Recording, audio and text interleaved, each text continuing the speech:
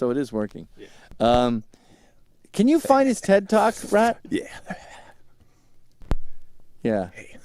So what was the premise here? You were from the future, and you were laughing at how much has changed since 2015? There's a whole industry of people who make a living by being futurists and going around to schools and going on the radio and presenting their vision for what the future is going to be like. And it's the easiest fucking thing in the world. All you have to do is pick up a cell phone, you look at some tweets, and then you go, oh, we're going to have cars that drive themselves. This is amazing.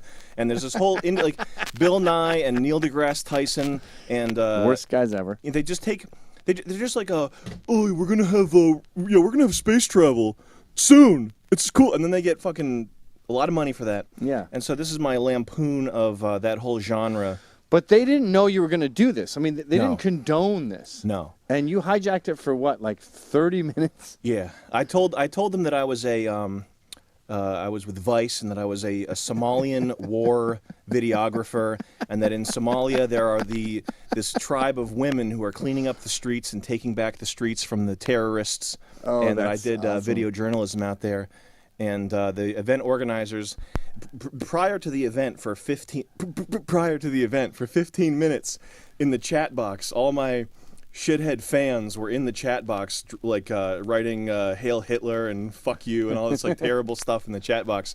And the event organizers were seeing this, and he came up to me as this meek Indian dude, and he was like, "Are you, Sam? You are sure this is the Somalian war journalism?" I was like, "Yeah, it is. That's exactly what it is." But yeah, it is fuckface. Yeah, and they let me continue on there. Let's just play it goes on forever, and it's totally unintelligible.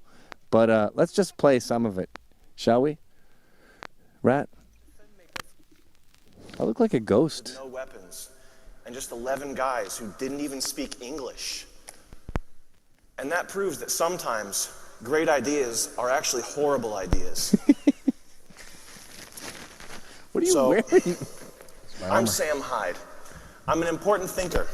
I'm a creator, innovator, artist, idea. Were you trying not to laugh? But above all else, I have a problem with that. I'm a passionate, childlike innovator.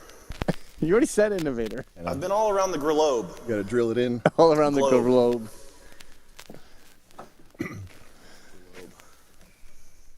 I've been all around the globe working on cutting-edge projects of all kinds. And I'm here to ask you one question. Where are we at? Where are we? We've got all this great technology. We've got 7 billion people in the world. And according to UN projections, it's going to go up to 50 billion people. That's a lot of mouths to feed. And I don't think they're going to be able to feed themselves. So we better start coming up with some robots to bridge that gap. What were people doing? The West's sick addiction to fossil fuel is going to make this planet uninhabitable. What was your vibe during this? Were you giddy? I was. Anytime I do something public, I get worried that it comes off as like a terroristic type thing, and that I'm going to get yanked off by some sort of security team, and it always makes me nervous. So, but I was a little bit giddy too. I was very excited to be up there. It makes me giddy watching it because it's so stupid. I did a TED Talk once about teamwork. It was for a teamwork themed TEDx Brooklyn, which is like a shitty TED Talk. Mm-hmm. And that's what that was a TEDx. Oh, okay. The shit version. The off Broadway version. Yeah. And my shit was like TED, teamwork's stupid, and the people who have really changed America were individuals that didn't have a team, and everyone hated them, and they were dicks. Even Albert Einstein was a fucking dick who wasn't into teams. But the fucking 2 guys before us were these Australian dudes who came out, and they had a whole thing about.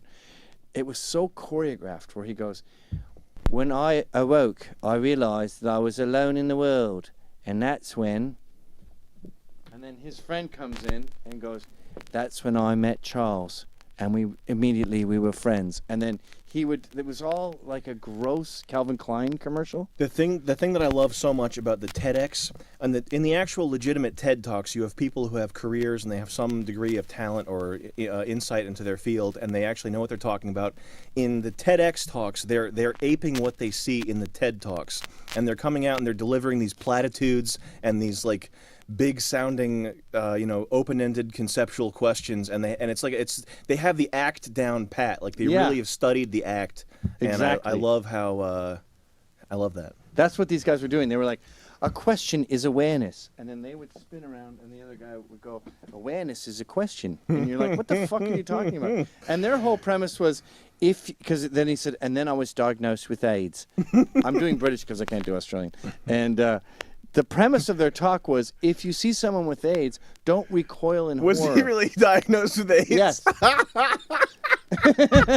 And you're like, wait a minute. No one recoils in horror if you have AIDS. No one gives a fuck anymore. In fact, I read an article the other day that was insulting gays who don't fuck guys that are HIV positive, because that's like AIDSist. Yeah, that's AIDSist. But I still recoil in horror when I hear someone has AIDS. Get me the hell away from them. I don't want. That's airborne now. I've actually fucked. I'm so pro-gay that I have let dudes with AIDS fuck me in the butt. Nice. Just to raise awareness. Is Britain a canary in a coal mine, or are we not They're capable a sacrificial lamb. They're fucked. They're so fucked. There's no turning back for Europe. Goodbye. Bye, Peace, Europe. Peace, Europe. Peace, people accepting thousands of Syrian refugees who were taking selfies with selfie sticks. Goodbye. You just got invaded, you fucking morons. Did you not notice that? Didn't you read the story of the Trojan horse? How fucking dumb are they? Jesus Christ. Well, I mean, it's probably going to happen here in like 10 years. The next 10 years. Maybe. Unless we get Donald J. Trump elected. Yeah! You know, I was Michael Moynihan was on Bill Maher with Bill Maher. That's the name of the show now. That's how egotistical. It's called Bill Maher with Bill Maher. Anyway, he said 10 years ago when he lived in Sweden, the far-right sort of National Front Nazi party was 2% of the voters. Now it's 51%, and Denmark is the same. Is this an actual Nazi party? Is this an... No, but it's very, very far right. Well, so why call them Nazis, though? To accentuate the point. But what? I mean, what's the beef with the far right? Like, why? I don't have a beef. Oh, okay. Actually, that's a good question. Why call them Nazis? Why say they're Nazis if they're not? Are they actual Nazis? No, they're not actual Nazis. Okay. You got me, Sam. You got me. I'm not trying to get you. I know. I'm just asking you. I'm just being hyperbolic to make a point. My point was, what was considered nut bar Nazi skinhead stuff 10 years ago is now mainstream in Denmark and Sweden. Well, you're considered nut bar Nazi skinhead stuff by most people. Oh, right. And I'm sure I would agree 100% with these parties in Denmark and Sweden. I'm not... so you're just saying to give people an idea... I don't know. I'm giving people an idea of how far things have changed, how far the pendulum has swung to the right. Okay. And in Denmark has made it very clear they're willing to accept 0 Syrian refugees. Isn't that a good thing? Yes. Okay. It's a great thing. Okay. Sweden is the same. And I don't get why Britain is still Sweden and Denmark 15 years ago. It's that pathological white altruism, the same thing that inspired Brits to end slavery, which I think is a really good thing. The altruism, the feeling of generosity for outgroups, is the reason why they are... Okay, but why doesn't Denmark and Sweden have those same tendencies? They got more rapes? Britain's doing great for rapes. Is Britain doing good? Is it great as in a lot of rapes? Child rapes, yeah. They got plenty. Rotherham was what? But they're doing a good job of ignoring the child rapes, though. I know, I don't get that, though. Why are they ignoring them? Where Denmark and Sweden are going, oh, I just noticed you raped 1 in 4 of our women.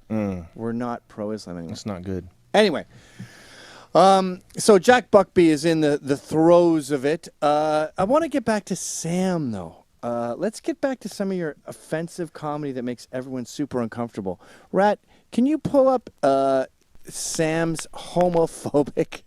pull up that great AIDS joke I made. Comedy. I'm not sure if this helps Rat find it, but I was watching this video of you where you just talked about how unnatural it is to be gay in Williamsburg, where it's unnatural not to be gay, and people just started pouring out of the venue. Well, that was an exercise in how quickly I could clear the room out